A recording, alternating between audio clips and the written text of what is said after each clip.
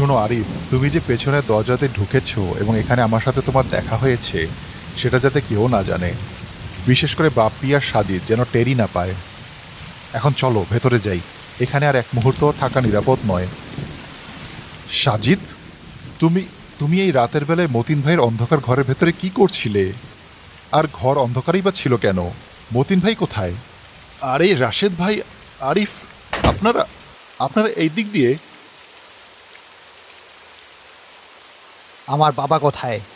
তোমরাই শেষবার ওনার সাথে ছিলে। সত্যি করে বলো, ওনাকে তোমরা কোথায় লুকিয়েছো? ফোন করছি, ফোন বন্ধ। ম্যাসের ভেতরে ওনার কোনো খোঁজ নেই। আরিফ, বিশেষ করে তোমার উপর আমার সবচেয়ে বেশি সন্দেহ।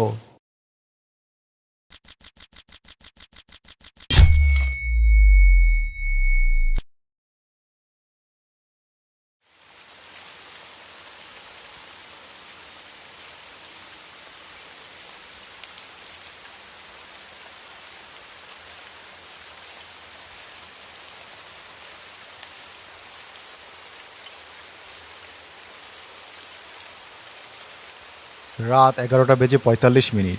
এই ঝড়ের রাতে আপনারা চারজন ছাড়া এই বিশাল মেস বাড়িতে আর কেউ ছিল না। আর মেসের মালিকের লাশ পাওয়া গেছে ঠিক পেছনের বাগানে। আরিফ সাহেব, আপনার জামা কাপড়ে কাদা, হাতে রক্ত, আর আপনার পকেট থেকে এই ধারালো পেপার কাটার পাওয়া গেছে। বাপ্পি দাবি করছে আপনিই খুনি। আপনার বক্তব্য কি? স্যার, আল্লাহর কসম, আমি খুন করিনি। গত 3 মাস ধরে আমি বেকার। আজ একটা ইন্টারভিউ দিয়ে ফিরছিলাম, সেটাও হয়নি। 4 মাসের ভাড়া বাকি থাকায় মতিন সাহেবের অপমান থেকে বাঁচতে আমি পেছনে বাগান দিয়ে লুকিয়ে ঢুকছিলাম। এটাই স্যার। পরে ওনাকে খুঁজতে গিয়ে হোঁচট খেয়ে পড়ে গিয়ে ওনার লাশটা আমি খুঁজে পাই। আমি শুধু লাশটা টেনে দেখার চেষ্টা করেছিলাম, তাই হাতে রক্ত লেগেছে স্যার। আমি নিরপরাধ। আর রাশেদ সাহেব, আমাদের কনস্টেবল রফিক ঘটনার পরপরই আপনার কাছ থেকে একটা লাইসেন্সবিহীন ছোট রিভলভার জব্দ করেছে। একজন সাধারণ চাকরিজীবী মানুষের পকেটে অবৈধ অস্ত্র কেন থাকবে? আর মেসের সবাই বলছে আজ সন্ধ্যায় সুদের টাকা নিয়ে মতিন সাহেবের সাথে আপনার তুমুল ঝগড়া হয়েছে। আপনি ওনাকে দেখে নেওয়ার হুমকি দিয়েছিলেন, আর তারপরই পকেটে অস্ত্র নিয়ে ওনাকে বাগানে খুঁজতে গিয়েছিলেন, তাই তো? স্যার, ঝগড়া হয়েছিল সত্যি। মতিন ভাই চড়া সুদের জন্য আমার ফ্যামিলির উপরে জুলুম করছিল, কিন্তু আমি ওনাকে মারিনি। এই অস্ত্রটা আমি জাস্ট সেলফ ডিফেন্সের জন্য রেখেছিলাম। আমি তো বাগানে গিয়েছিলাম ওনাকে খুঁজতে, তখন আরিফের সাথে আমার সেখানে দেখা হয়। তারপর যখন আমি আরিফকে নিয়ে মেস বাড়িতে ঢুকি, তখন দেখি সাজিদ ওনার ঘর থেকে লুকিয়ে বের হচ্ছিল। ওকেই জিজ্ঞাসা করুন না স্যার। তো সাজিদ সাহেব, আপনি রাতের বেলা ওই সময় মালিকের পার্সোনাল রুমে একা কী করছিলেন? আর ওই রুমের চাবি আপনার কাছে কিভাবে এলো? স্যার, আমি একজন সাধারণ মানুষ। মতিন ভাই বাইরে যাওয়ার সময় দরজাটা খোলা রেখে গিয়েছিলেন। আমি জাস্ট চোর ডাকাতের ভয়ে ওনার টেবিল ল্যাম্পটা বন্ধ করে লক করতে গিয়েছিলাম। রাশেদ ভাই নিজেকে বাঁচাতে আমাকে ফাঁসাচ্ছেন স্যার। আমি ওনার আলমারি বা দলিলের কিচ্ছু জানি না। স্যার, এরা সবাই মিলে আমার বাবাকে শেষ করেছে। টাকার জন্য, ভাড়ার জন্য। আপনি এদের কাউকে ছাড়বেন না স্যার। মুখ সামলে কথা বলো বাপ্পি। তুমি নিজেকে ধোয়া তুলসী পাতা, নাকি ম্যাসের এই সব ঝামেলার আড়ালে তুমি নিজে নিজের বাবাকে সরিয়ে এখন আমাদের উপরে দোষ চাপাচ্ছ? তুমি তার একমাত্র ছেলে।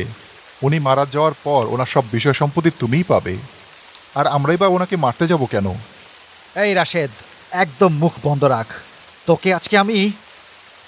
সবাই থামেন। বাপ্পি সাহেব, শান্ত হন। রাশেদ সাহেব, আপনারা আইন নিজের হাতে তুলে নেওয়ার চেষ্টা করবেন না। এখানে কে ধোয়া তুলসী পাতা আর কে অপরাধী তা প্রমাণ করার জন্য পুলিশ এখানে দাঁড়িয়ে আছে। চুপচাপ বসুন সবাই।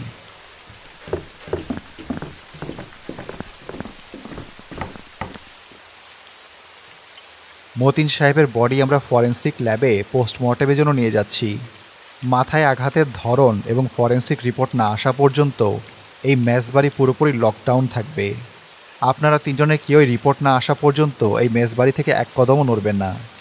এমনকি এই শহরের বাইরে যাওয়ারও চেষ্টা করবেন না। ঘরের বাহিরে আমাদের পুলিশ টিম পাহারায় থাকবে।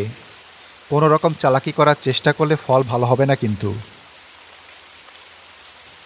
আর রাশেদ সাহেব, আপনার জায়গা কিন্তু এই মেসে হবে না।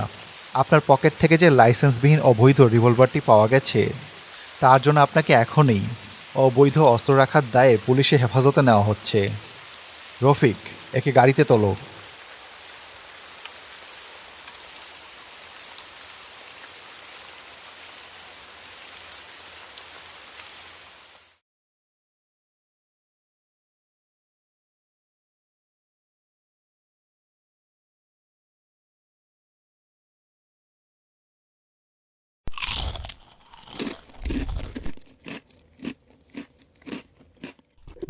সরি স্যার, খিদে পেয়েছিল।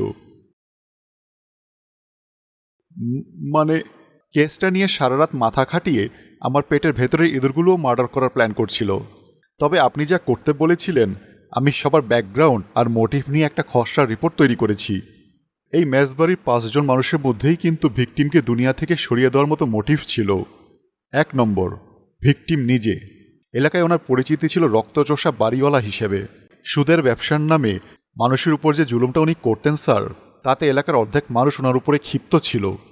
শুধু মেসের বর্ডার কেন, ওনার সুদের ফাঁদে পড়া বাইরে যে কোনো মানুষও ওনাকে সাইড করে দিতে পারে। ওনার এই জুলুমের ব্যবসায় ওনার জন্য বড় কাল হয়েছে। সুদ শুধু সমাজকে ধ্বংস করে না রফিক, সুদের ব্যবসাটাও মানুষের জীবনটাকে এইভাবেই ধ্বংস করে দেয়। এই মতিন সাহেব তার বড় প্রমাণ। ওনার জুলুমই ওনার বড় শত্রু ছিল। 2 নম্বর হলো ওনার একমাত্র গুণধর পুত্র বাপ্পি। ওনার সব সম্পত্তি আর এই সুদের ব্যবসার পরবর্তী মালিক। বাপ্পি নিজে একটু উগ্র আর বদমেজাজি। বাপ্পির নিজের বিলাসী কিছু খরচের জন্য অনেক টাকার দরকার ছিল, কিন্তু কিপ্টে মতিন সাহেব ওকে হাত খুলে টাকা দিতেন না। বাপের টাকা একবারে হাতানোর লোভ বা বাপের এই জুলুমের ব্যবসা থেকে মুক্তি পাওয়ার একটি মোটিভ কি বাপ্পিরও থাকতে পারে না স্যার? মানে ওনার ওই রাগ আর নাটক, ওটা তো আমার কাছে ওভার অ্যাক্টিং মনে হচ্ছে। অনেক সময় টাকার লোভ নিজের বাবার জীবনকেও তুচ্ছ করে দেয়। বাপ্পির ক্ষোভটা খুবই বাস্তব। তার বাবার মৃত্যুর পর তার এই হুট করে মেসের সবাইকে দোষারোপ করাটাও একটা সাজানো নাটক হতে পারে। 3 নম্বর, আরিফ। আমাদের সবচেয়ে বড় বলির পাঠা, থুক্কু, সবচেয়ে বড় সন্দেহভাজন। মতিন সাহেব ওনাকে সেদিন রাতে ম্যাচ থেকে বের করে দেওয়ার হুমকি দিয়েছিলেন। একজন বেকার, ইন্টারভিউ রিজেক্ট হওয়া আর মাসের পর মাস ভাড়া দিতে না পারা মানুষ, সব অপমান আর অসহায়ত্ব থেকে কি চরম একটা ভুল করে বসতে পারে না? ওনার পেছনে দরজা দিয়ে ঢুকা আর লাশের পাশে হাতে নাতে ধরা পড়া, সব ক্লুই কিন্তু ওনার দিকেই যায়। তা যায়, কিন্তু ক্লু যদি বেশি সাজানো হয় তবে বুঝতে হবে অপরাধী খুবই চালাক। আরিফ নিরপরাধও হতে পারে, আবার পরিস্থিতির চাপে পড়ে খুনিও হতে পারে। ওকে পুরোপুরি সন্দেহমুক্ত করা যাবে না। 4 নম্বর, রাশেদ সাহেব। তিনি পকেটে আস্ত একটা বেআইনি পিস্তল নিয়ে ঘুরছিলেন, যেন মেসবাড়ি না, উনি কোনো অ্যাকশন সিনেমায় শুটিং করছেন। আর সন্ধ্যার তুমুল ঝগড়া। মতিন সাহেব ওনার উপরে সুদের টাকার জন্য জুলুম করছিলেন। এটা তো ওনার বড় মোটিভ বটেই। তবে স্যার, ব্যাকগ্রাউন্ড চেক করতে গিয়েও একটা ভয়ঙ্কর তথ্য পেয়েছি। কি তথ্য রফিক, ভেঙে বলো। এই রাশেদ সাহেব পর্দার আড়ালে শহরের একটা নিষিদ্ধ ও অবৈধ গোপন সিন্ডিকেটের সাথে যুক্ত। ওনার এই পিস্তলটা মূলত এই অন্ধকার দুনিয়ার লেনদেনের কারণেই রাখা। রাশেদ তো আগে থেকেই পুলিশ হেফাজতে আছে অবৈধ অস্ত্রের জন্য, কিন্তু সে যে এই খুনের সাথেও জড়িত তার কোনো প্রত্যক্ষ প্রমাণ কিন্তু এখনও আমাদের কাছে নেই। হতে পারে মতিন সাহেব ওনার এই নিষিদ্ধ কারবারের কথা জেনে ওনাকে চেপে ধরেছিলেন। আবার এটাও হতে পারে যে রাশেদকে ফাঁসানোর জন্য অন্য কেউ ওই সুযোগটা নিয়েছে। সে মতিন সাহেবকে হুমকি দিলেও সত্যিই কি সে মার্ডার করার মতো মানুষ, নাকি পর্দার আড়ালে মাস্টারমাইন্ড অন্য কেউ? 5 নম্বর, শেষ সন্দেহভাজন সাজিদ। এই মেসের সবচেয়ে শান্ত আর নিরীহ বর্ডার। প্রথমে আমাদের সোর্স বলেছিল ওনার কোনো ভাড়া বাকি নেই, মতিন সাহেবের সাথে ওনার কোনো ঝামেলাও ছিল না। কিন্তু ওনার ব্যাংক স্টেটমেন্ট আর এলাকার কিছু গোপন জুয়ারির আড্ডায় খোঁজ নিয়ে আমি যে তথ্য পেয়েছি স্যার, তা শুনে আমার নিজেরই চোখ চড়ক গাছ। এই নিরীহ সাজিদ আসলে তলে তলে মারাত্মক জুয়ারি। জুয়া খেলে সর্বস্ব হারিয়ে এসে মতিন সাহেবের কাছ থেকে চড়া সুদে 5 লক্ষ টাকা লোন নিয়েছিল। আর সেদিন রাতেই সেই সুদের টাকা পরিশোধ করার শেষ দিন ছিল। মতিন সাহেব ওনার ডায়েরিতে লিখে গেছেন, টাকা না দিলে উনি সাজিদকে পুলিশে দিবেন। এটা মোটেও সাধারণ বিষয় নয় স্যার। উনি নির্ঘাত ওনার ওই 5 লক্ষ টাকা সুদের দলিল আর স্ট্যাম্পগুলো সরাতেই ওনার ঘরে ঢুকেছিলেন। চমৎকার ইনফরমেশন রফিক। শান্ত জলের নিচে যে এত বড় হাঙ্গর লুকিয়ে আছে তা কে জানত? ওনার ওই নিরীহ ফেসটাই তাহলে ওনার সবচেয়ে বড় অস্ত্র ছিল।